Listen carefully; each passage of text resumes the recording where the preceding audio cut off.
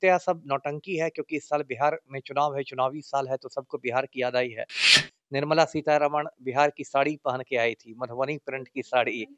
एक एक दुलारी देवी नाम की महिला कलाकार हैं, बिहार की जानी-मानी कलाकार हैं, मधुबनी पेंटिंग की, उन्हीं की साड़ी पहन के आई थी, पूरी मछलियाँ सब बनी हुई थी और एकदम मुझे तो ऐसा लग रहा था कि कहीं अचानक निर्मला सीतारमण पर्स खोलकर लिट्टी-चोखा ना निकाल के खाना शुरू कर दें। बिहार से अपना और प्रेम दिखाने के लिए कि बिहारी साड़ी तो पहनती हूँ, बिहारी लिट्टी भी खा रही हूँ। एक विशेष राज्य का दर्जा जो हमारे पलटू राम मुख्यमंत्री की बहुत पुरानी मांग है, जदयू के बार-बार घोषणा पत्र में आता है और इस बार तो इस मांग को मनवाने के लिए पलटू राम की स्थिति बहुत अच्छी थी, क्योंकि केंद्र में जो मोदी की सरकार है, वो तो बहुमत मिला नहीं इस बार भाजपा को, तो वो तो जदयू के 12 सांसदों पर टिकी हुई है। इसके अलावा लोजपा के भी 5 सांसद के बल पर है वो मोदी, और जो जीतन राम मांझी की पार्टी का भी 1 सांसद है। तो 16-17 सांसद बिहार के हैं जिनके भरोसे मोदी की सरकार चल रही है।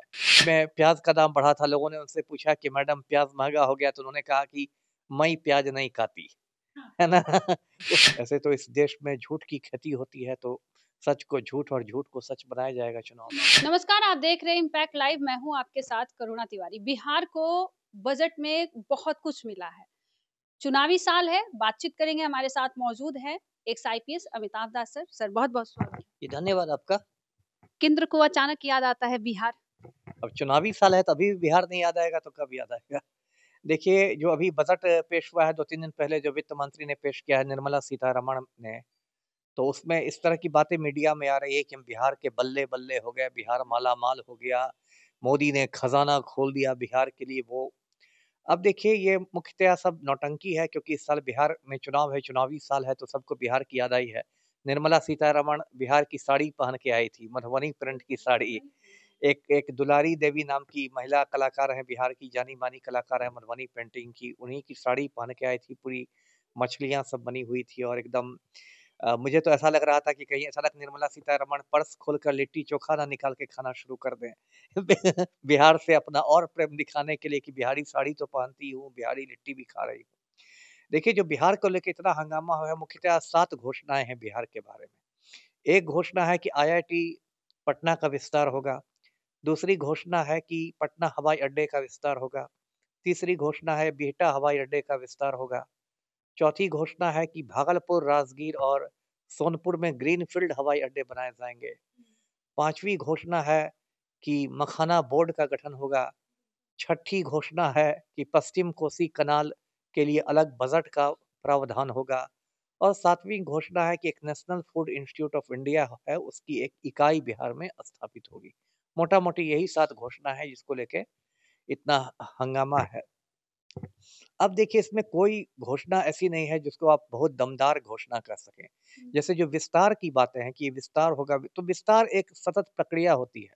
हवाई अड्डों पर यात्रियों की संख्या बढ़ती है, हवाई अड्डों का विस्तार होता है, तो ये सब कोई, और मखाना की बात है तो मखाना जो है उसको जीआई टैग पहले मिल चुका है ना? और मखाना के लिए बहुत सारे काम हो रहे हैं।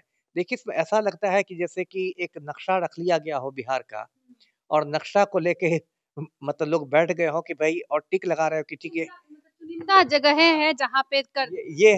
ये मिथिला है, अच्छा टिक मखाना बोर्ड कर दो। ये सीमांचल है, कोसी कनाल कर दो। ये भागलपुर है, ग्रीनफील्ड हवाई अड्डा दे दो। ये सोनपुर, मतलब पूरा एकदम चुनावी रणनीति बनाई गई है। तो देखिए, इसमें 1-2 बात समझने की, एक तो जो भी घोषणाएँ हुई हैं, मैं ध्यान से देख रहा था, किसी में समय सीमा नहीं बताई गई है, डेडलाइन नहीं बताया गया। निर्मला ताई बहुत चतुर महिला है ना? मतलब ये बनेगा, लेकिन कब बनेगा? 25 साल में कि 50 साल में कि 100 साल में? मान लीजिए उन्होंने कहा कि national food institute of India की इकाई की स्थापना होगी बिहार में, ठीक है। लेकिन कब होगी? 50 साल में कि 100 साल में कि 200 साल में? ये देखिए, नेता लोग इस तरह मूर्ख बनाते हैं जनता को कि उन्होंने कह दिया कि हाँ, ये होगा, लेकिन वो अनिश्चितकालीन भविष्य में चला जाता है। तो एक बात तो ये है। दूसरी बात क्या है कि एक विशेष राज्य का दर्जा जो हमारे पलटू राम मुख्यमंत्री की बहुत पुरानी मांग है, जदयू के बार-बार घोषणा पत्र में आता है, और इस बार तो इस मांग को मनवाने के लिए पलटू राम की स्थिति बहुत अच्छी थी, क्योंकि केंद्र में जो मोदी की सरकार है, वो तो बहुमत मिला नहीं इस बार भाजपा को, तो वो तो जदयू के 12 सांसदों पर टिकी हुई है। इसके अलावा लोजपा के भी 5 सांसद के बल पर है वो मोदी, और जो जीतन राम मांझी की पार्टी का भी 1 सांसद है। तो 16-17 सांसद बिहार के हैं जिनके भरोसे मोदी की सरकार चल रही है। तो कायदे से तो इस बार ये मिलना चाहिए था, मान लीजिए कहते बिहार को विशेष राज्य का दर्जा, वो मिला नहीं। आप एक झुनझुना दे रहे हैं और मतलब आप लॉलीपॉप कह लीजिए, झुनझुना कह लीजिए, और ऐसा प्रचार हो रहा है गोदी मीडिया के लिए कि लगता है कि बिहार एकदम एक 2-4 रोज में स्विट्ज़रलैंड ही बन जाएगा। और देखिए, मैं निर्मला सीतारमण इतने सालों से दे रही हैं बजट, लेकिन अब कहीं न कहीं बहुत संवेदनहीन महिला की उनकी छवि बनी है ना? जैसे बीच में प्याज़ का दाम बढ़ा था, लोगों ने उनसे पूछा कि मैडम प्याज़ महँगा हो गया, तो उन्होंने कहा कि मैं प्याज़ नहीं खाती, है ना?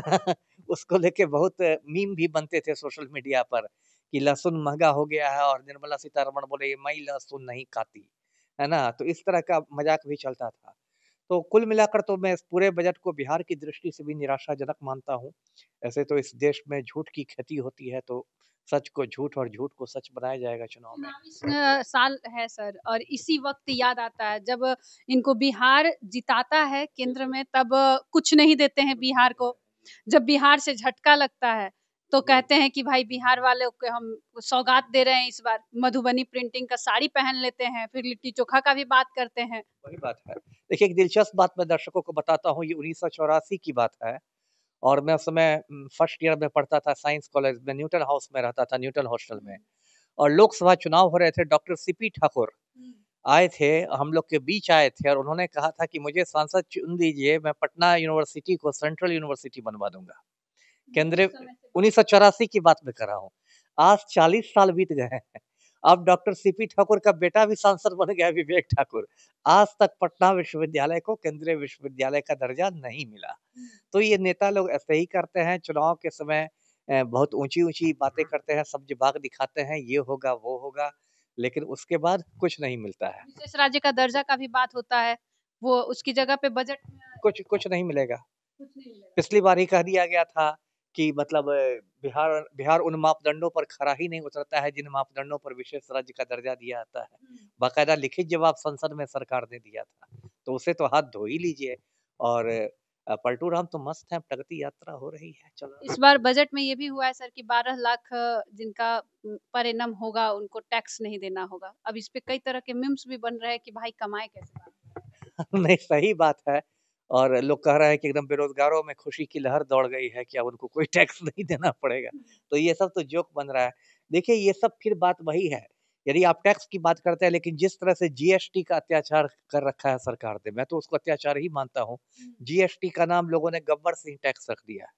जैसे शोले फ़िल्म में गब्बर सिंह रामगढ़ को आतंकित करता था, ऐसे ही अब गब्बर सिंह टैक्स जो है वो छोटे व्यापारियों की जी का जंजाल बन गया है। और उसमें 4-4, 5-5 किस्म के स्लैब बने हुए हैं कि इन चीज़ों पर 5%, इस पर 12%, इस पर 18%, और उसमें कोई लॉजिक नहीं है, कोई तार्किक नहीं है।